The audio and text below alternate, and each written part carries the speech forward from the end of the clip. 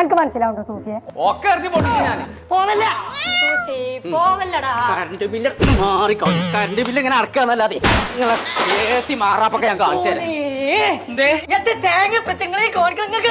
പോടാ, ചൂടും പോകെ എടുത്തിട്ടാണ് ഞാൻ ഈ കാട്ടിട്ട്. സാധാരണ AC ഇട്ട് കഴിഞ്ഞാൽ അതിന്റെ ഉള്ളിൽ നിന്ന് എന്ത് കാറ്റാ വരിക? തണുത്ത കാറ്റല്ലേ വരിക?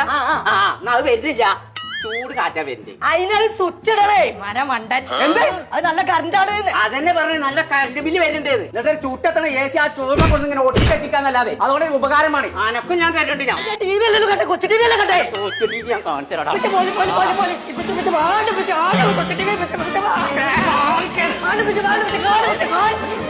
മാറിക്കോ.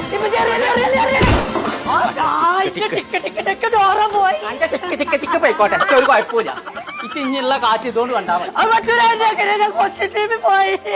AC ഉണ്ടായിട്ടത്തെ കാര്യം ഈ കാറ്റും കൂടി കിട്ടണില്ല. കായ് ഉണ്ടാകണമെന്ന് നോക്കാം. അതിനങ്ങനെ തൊക്കെ കൂടി ഇറക്കി പൊട്ടിച്ചാലാ ആ AC പഴയതാ കൽപ്പകയെ കൊണ്ടേ കൊടുത്തു കഴിഞ്ഞാൽ അവിടുന്ന് ഒരു 6000 ഉറുപ്പിക കിട്ടിയില്ലേ.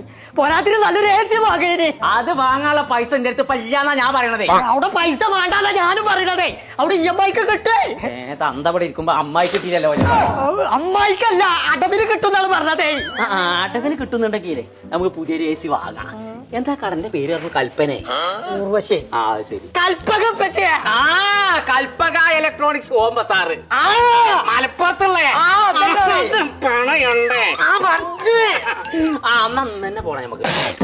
ഉത്സവം ഇങ്ങനെ എണ്ണീമല്ല ഇത്താരെ പൂത്താങ്കിരി മാതിരി ഗിരിഗിരി അറിയണ്ട. ഞാൻ വാങ്ങിക്കൊണ്ട് ഒരു കാര്യം പച്ച മറന്നു.